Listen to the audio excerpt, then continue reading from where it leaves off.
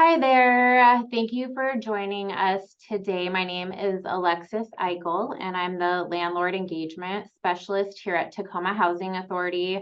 And if you are here to learn about fair housing, you are in the right place. Our friends with the city of Tacoma, Russ and Nancy, are going to do a presentation today about reasonable accommodations and fair housing. And so I'm going to go ahead and turn the presentation over to them. Great. Thank you, Alexis. My name is Nancy, as Alexis mentioned, sorry. And I'm here with Russ with the Office of Equity and Human Rights. And we both work on the human rights side, specifically in our civil rights investigations. And today we're going to be talking about fair housing. And we're specifically going to be talking about the reasonable accommodations and modifications. So we'll do next slide. Thank you. So we have one more training coming up next month in October, where we will talk about, there's been some VAWA, the Violence Against Women's Act updates. And so we'll be talking about that. And then we're going to take a little break in these monthly trainings, probably into the new year, but definitely keep watch for that going into next year. The next slide. So we always like to start off with just our basic introduction. What is fair housing? So fair housing is the right to choose housing free from unlawful discrimination. So there are laws that protect people from discrimination and pretty much anything to do with housing. So any transaction, rentals, sales, lending, insurance. And the idea is that everyone should have equal access and that this is the key, right? So that we all have a roof over our heads, the roof that we want. So we like to review our protected classes. So there are the federally protected classes on the left side of your screen, and then there are additional protected classes for the state of Washington. And then in Tacoma, we have even more. And so today we're going to be talking about disability as a protected class. And the thing to think about with disability is that really any of the other protected classes can also be someone who is experiencing a disability. So it can impact so many different people. And that's why it's really important to understand what a reasonable accommodation is. And especially if you are a landlord or a housing provider, what your responsibilities are. So next slide. So the first thing to think about is like, what is a disability? Who is a person with a disability? So it's any physical or mental impairment that substantially limits one or more of a person's major life activities. So thinking about what a major life activity would be, it's something like, how do they care for themselves? Are they mobile with walking, seeing? Do they have an ability to hear or speak, or just anything that impacts somebody's major life activities, day-to-day life. And then this can also be someone who has a history of a disability or an impairment, or someone who is just perceived as having an impairment and they may not actually be disabled. The other thing too is it can include, it's not just physical disability, it's also mental or emotional.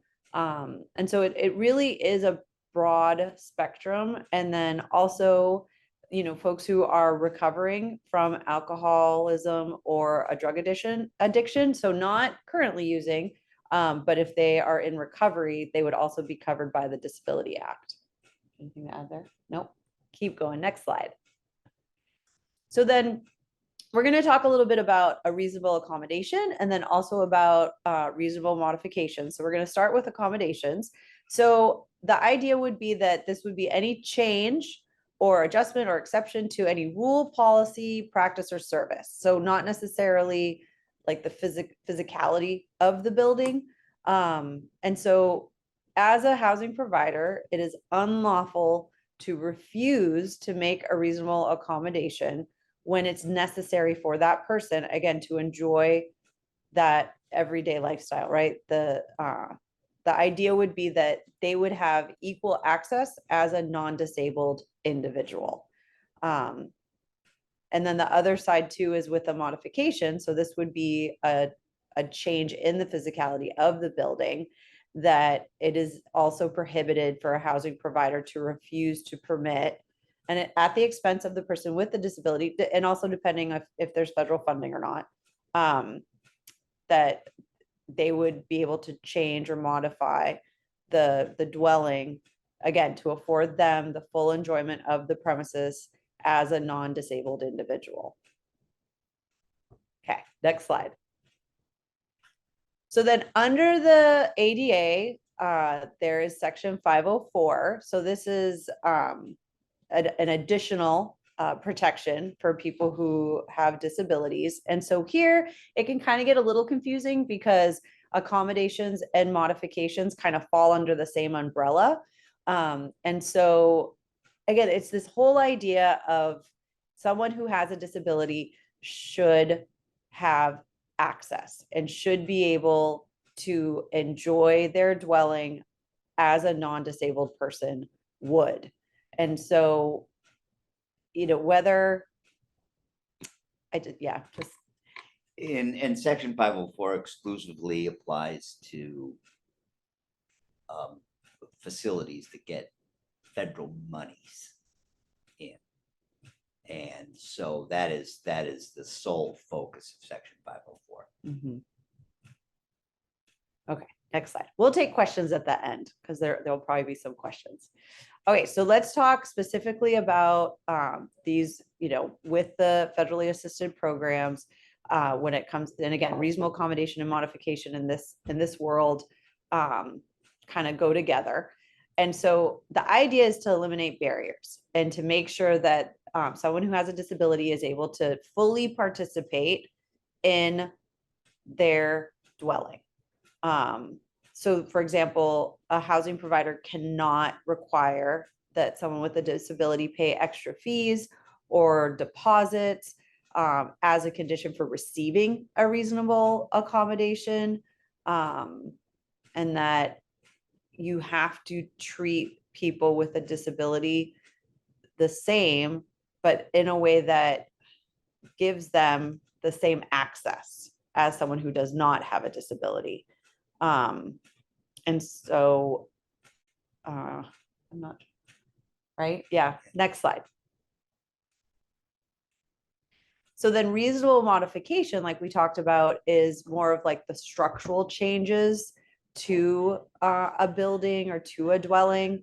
It can be changes to the interior or the exterior of a dwelling and also to public use areas. So I've listed some examples in there, like the installation of a ramp, the lowering of the entry threshold, installation of grab bars in a bathroom, just anything that would change or modify the actual structure.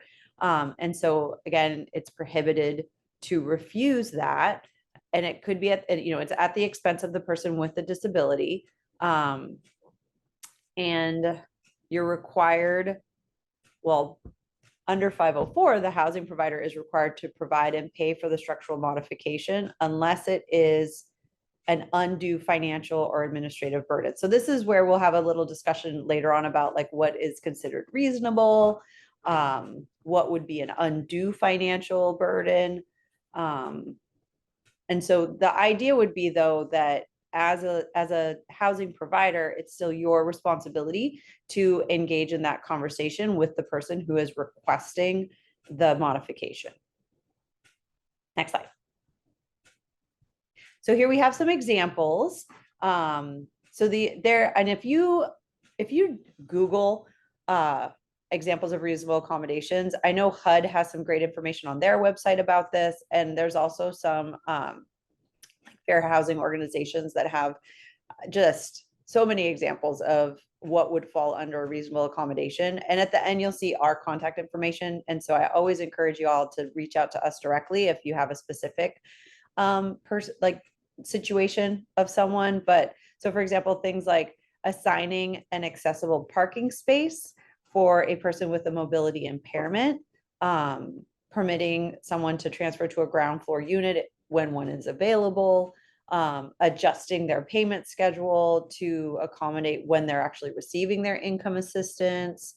Again, that grab bar in the bathroom, allowing someone, for example, if you only have your housing application available online, but it's someone with a disability that, you know, prevents them from using a screen, that you would offer them a different means to be able to complete the housing application. And then I know a big thing that comes up is assistance animals and how they're not pets and how they should not be considered under any kind of pet policy. So we're going to talk, we have some specific slides about that. We can go to the next slide. And it's this slide to talk about assistance animals. So someone with a disability who has an assistance animal, that animal is not a pet. And so those animals are providing assistance to that person with a disability, and it could be support for mental or emotional disabilities. The emotional support animals may alleviate different symptoms that someone may have. And as a housing provider, you're not allowed to deny occupancy or evict a person with a disability because they require an assistance animal. Assistance animals do not have to be like certified or have any kind of formal training, and housing providers are not allowed to require proof of any kind of certifications. If you have a policy, I know that sometimes there's insurance barriers when it comes to different kinds of pets, but again, these would not apply to an assistance animal. And any kind of pet fee or pet security deposit must be waived, because again, these are not pets, these are assistance animals. Next slide. So then if I am a tenant with a disability and I have an assistance animal, it is my responsibility to ask for that reasonable accommodation. So for example, if this is a housing provider that does not allow pets, knowing that this is an assistance animal, it's my responsibility as a tenant to make this reasonable accommodation. And so the burden does fall on the tenant to ask for this. And that, for example, the assistance animal, there needs to be a connection, right, to their disability, and it should be alleviating their symptoms. There are some caveats where, for example, if an assistance animal acts violently towards other tenants or causes damage, a landlord can ask that that tenant remove the animal from the home or place other rules in place. If you're going to take any adverse action against an individual, disabled individual with a service animal, such as the animal acts violently, causes damage, blah, blah, blah. Documentation is extremely important because a disabled individual with a service animal is expected to have certain rights because of their disability. And so the old dot your I's and cross your T's, if you want to take adverse action, is extremely applicable here. Absolutely. Okay, we can go to the next slide. So this idea that when someone has a disability and whatever kind of accommodation that they need, it is their responsibility to request it. A landlord cannot be expected to predict or anticipate an individual's needs. And it's recommended that, if a tenant is going to make a request, same as, as a landlord, as a housing provider, it's your responsibility to have documentation. We recommend the same for tenants, and that if, it's not mandatory, but it's just always best just to have a record of what is happening, to do anything in writing. And it's really important as a housing provider not to steer a potential tenant from a particular unit based on an assumption of a disability. A housing provider should not be assuming what an applicant can or cannot do because of a perceived disability. Correct. Okay.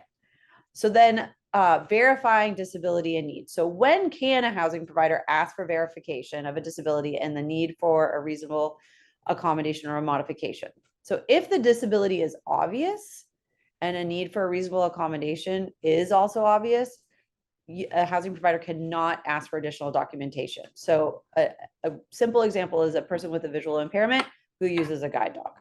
Like, that's obvious. If someone presents as, having a visual impairment and they have a guide dog with them, then that's, as a housing provider, you can't ask for verification that they have a visual impairment. That is your proof. Right. The other thing too is if it's not obvious, but there is a need for that reasonable accommodation and it's not clear, you're only allowed to request information to evaluate the disability related to the need. So less is more. Like you don't want to, ask questions that aren't pertinent and that aren't necessary in order to offer that accommodation. In the support for the reasonable accommodation or modification when it's not clear can come from a various group of providers. Doesn't have to be an MD, doesn't have to be a doctor, therapist, physical therapists, psychologists, psychiatrists, all of them. Anybody that is in the best position to support the need is going to be an applicable source. Okay, next slide. So then reasonable. What is reasonable? So reasonable, so as a landlord or as a housing provider, you are not deciding about a person's disability. What you're looking at is just they're stating that they have this need. They're stating, I have a disability. This is the accommodation that I need. And so then as a landlord, you're looking at, is it too costly? Is it creating work that's interfering with my ability to carry out other regular business activities? Is it outside the scope of my duties? So for example, someone with a disability needs assistance making their food. Like that is not your responsibility as a landlord to do. That is something that you are not expected to do. But something, for example, offering a lease in a different font so someone can read it because they have a visual impairment. That is reasonable. I just want to go back for a second on the turning down of modification or accommodation. The expectation is that if the original request is something that is burdensome or outside the duties, causes danger, that the landlord will engage with the tenant in the interactive process to ascertain an alternative, something that won't affect this outside the scope of the landlord's duties, etc. So you should not just say no. Yeah. So the situation about preparing food, well, it's not the landlord's duties to prepare food, but the interactive process may come up with, well, maybe the disabled individual needs a caregiver. And so then the burden falls down to reasonableness and letting the individual request as a reasonable accommodation a live-in caregiver or a part-time caregiver to help them with those tasks.